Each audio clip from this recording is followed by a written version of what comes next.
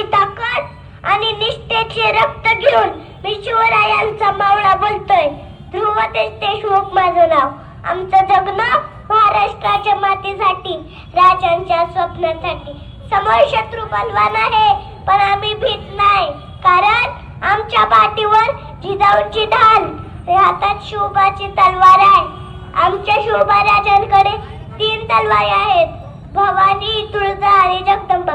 जेव्हा भवानी तलवार म्यानातून बाहेर पडते तेव्हा तिची चमक पाहून ते मुघल गारोचे मराठ्यांचा इतिहास हा याच तलवारीच्या धारेवर लिहिलेला इतिहास आहे.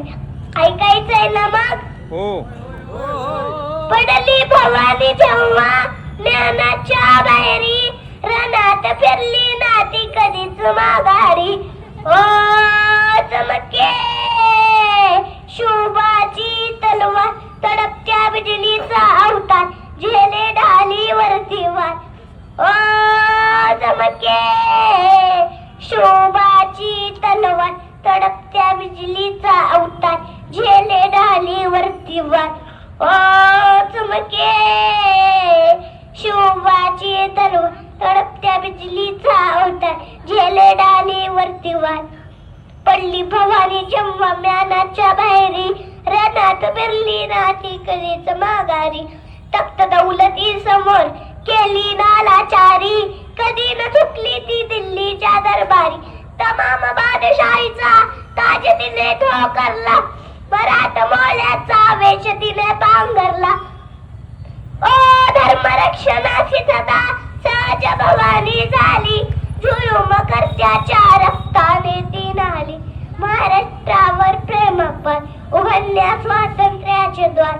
ओ चमके शिवबाची तलवार, तडपत्या बिजलीचा अवतार, झेले ढालीवरती वार.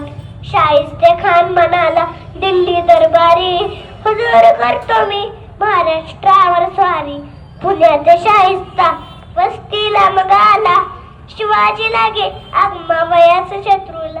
शाहिस्त्याच्या घरात शोभा रात्री शिरले, बघून मर्द शिवा खान मने घाबरले.